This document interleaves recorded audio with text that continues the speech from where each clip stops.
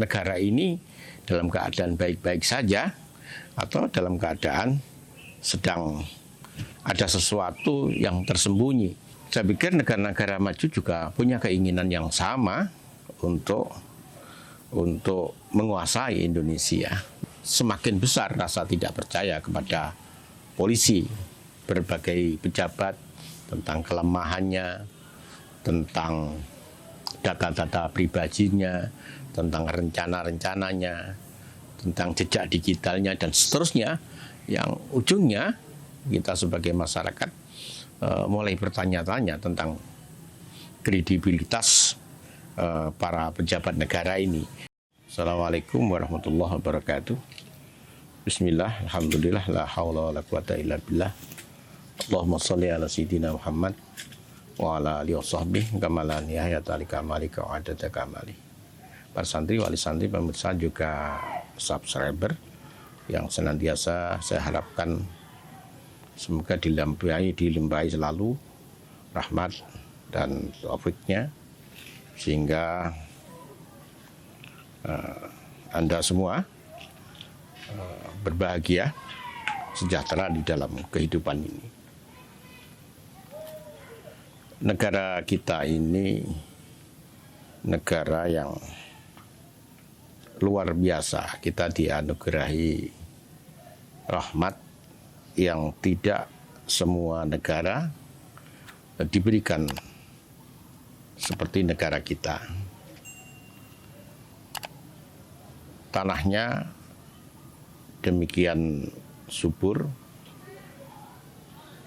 Di dalam tanah negeri kita tersimpan berbagai kekayaan yang sampai hari ini terus memberikan kontribusi besar bagi kehidupan masyarakat di Indonesia.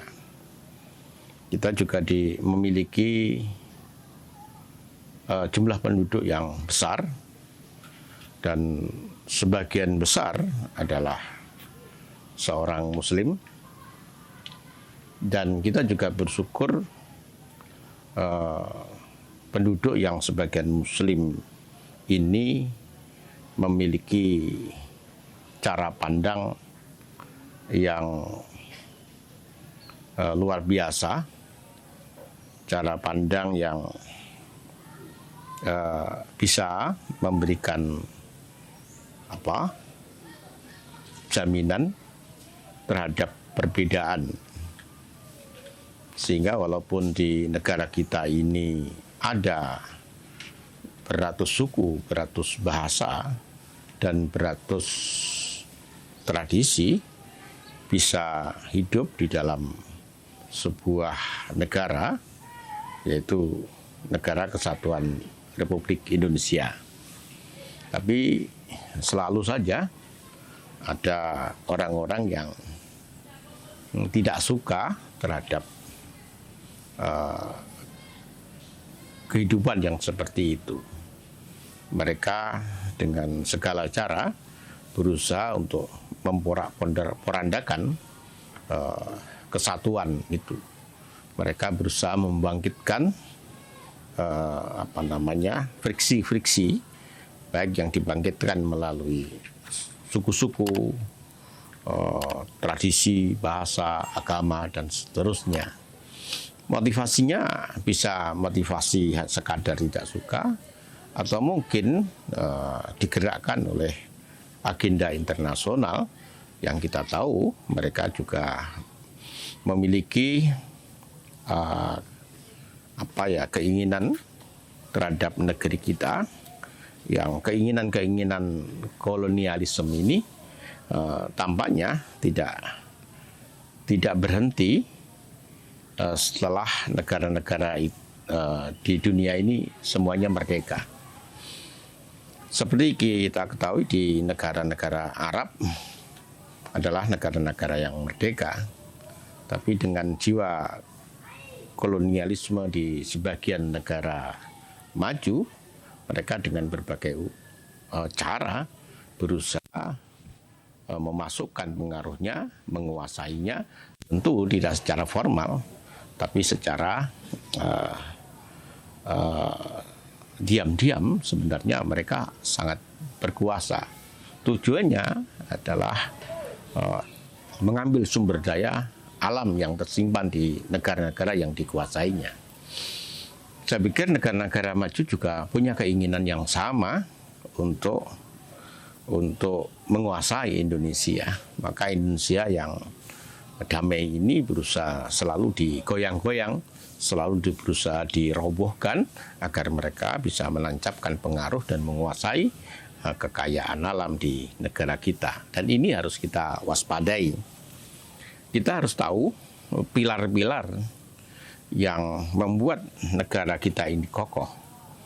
Yang pertama tentu adalah TNI, yang kedua adalah polisi, yang ketiga adalah para alim ulama dan pesantrennya, yang keempat adalah organisasi-organisasi sosial kemasyarakatan, di antaranya Nahdlatul Ulama, kemudian Muhammadiyah, dan berbagai organisasi sosial keagamaan yang lain, baik itu organisasi masyarakat Hindu, masyarakat Kristen, masyarakat Buddha, yang semuanya menjadi pilar-pilar terhadap tegaknya negara kesatuan Republik Indonesia. Maka orang-orang yang akan menghancurkan Indonesia tentu akan mencoba merusak pilar-pilar ini. Yang pertama, TNI yang baru kita lihat, TNI yang solid dicoba digoyang dengan isu-isu perbedaan Panglima Andika dan Kasat Jenderal Dudung misalnya. Ada disharmonisasi hubungan, ada ketidakputuan, bahkan TNI dianggap seperti gerombolan dan seterusnya. Ini untuk mencoba meningkatkan rasa ketidakpercayaan terhadap institusi yang nyata-nyata berpegang teguh negara kesatuan Republik Indonesia menjadi benteng terdepan. Yang kedua, polisi juga demikian dengan terbongkarnya peristiwa Jenderal Ferdy Sambo ini, polisi ada di titik nadir. Kemudian berbagai kekurangan, berbagai peristiwa yang menyangkut polisi terus dicoba dibuka agar semakin besar rasa tidak percaya kepada polisi. Dan yang ketiga, para alim ulama, yang kita tahu sebagian besar para alim ulama ini adalah orang-orang yang melahirkan Indonesia, kemudian sepakat untuk menjaga negara kesatuan Republik Indonesia dengan Pancasila sebagai dasarnya. Maka ulama dan pesantren ini terakhir juga menjadi trending topik di berbagai situasi, berbagai peristiwa-peristiwa yang sebenarnya tidak terlalu besar dibandingkan jumlah pesantren dan jumlah santri, tapi kemudian dibesar-besarkan sehingga masyarakat juga bertanya-tanya tentang kredibilitas pesantren dan para ulama ini. Kemudian yang selanjutnya adalah yang berkaitan dengan Nahdlatul Ulama, yang berkaitan dengan Muhammadiyah. Yang keduanya kita tahu adalah organisasi sosial keagamaan yang sangat luar biasa, menjadi pilar penting terhadap negara kesatuan Republik Indonesia, mencoba diadu domba, mencoba diungkit-ungkit kembali perbedaan antara keduanya, dan dicoba dibongkar kelemahannya masing-masing agar masyarakat tidak percaya kepada kedua lembaga ini. Dan terakhir kita lihat dengan kasus Biorka yang muncul tiba-tiba ini, yang kemudian mencoba menyebarkan berita-berita tentang berbagai pejabat, tentang kelemahannya, tentang data-data pribadinya, tentang rencana-rencananya, tentang jejak digitalnya, dan seterusnya, yang ujungnya kita sebagai masyarakat mulai bertanya-tanya tentang kredibilitas para pejabat negara ini. Dan ujungnya kita juga bertanya tentang apakah negara ini dalam keadaan baik-baik saja atau dalam keadaan sedang ada sesuatu yang tersembunyi, apalagi ditambah meningkatnya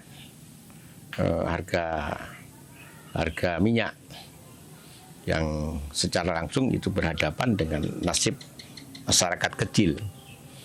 Semua ini bisa menjadi peristiwa natural karena memang perkembangan dunia seperti itu akibat perang antara Rusia dan Ukraina, atau bisa juga keadaan itu juga dimanfaatkan oleh orang-orang tertentu yang tidak menginginkan Indonesia ini akan bisa bertahan menghadapi situasi seperti ini. Karena kemarin COVID, Indonesia termasuk salah satu negara yang berhasil menghadapi dan menyelesaikan COVID. Tentu mereka tidak ingin untuk kesekian kalinya negara dengan para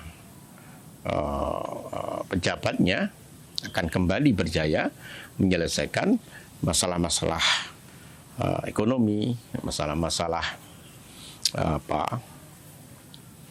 dalam politik dan seterusnya setelah ada peristiwa-peristiwa dunia yang tidak mau akan sangat berpengaruh terhadap kehidupan berbagai negara termasuk Indonesia. Apalagi di tahun 2024 akan ada peristiwa politik yang sangat luar biasa. Maka 2 tahun sebelumnya, sekarang 2022, pasti ada peningkatan eskalasi politik. Maka peristiwa-peristiwa tadi tidak boleh tidak kita harus melihat juga dalam perspektif politik, sehingga kita sebagai warga bangsa bisa memberikan sumbangan-sumbangan kecil agar berbagai keadaan yang terjadi di negara kita akibat eskalasi perkembangan dunia itu tidak membuat negara kita mengalami kegoncangan dan ujungnya mengalami disintegrasi bangsa. Naudzubillah.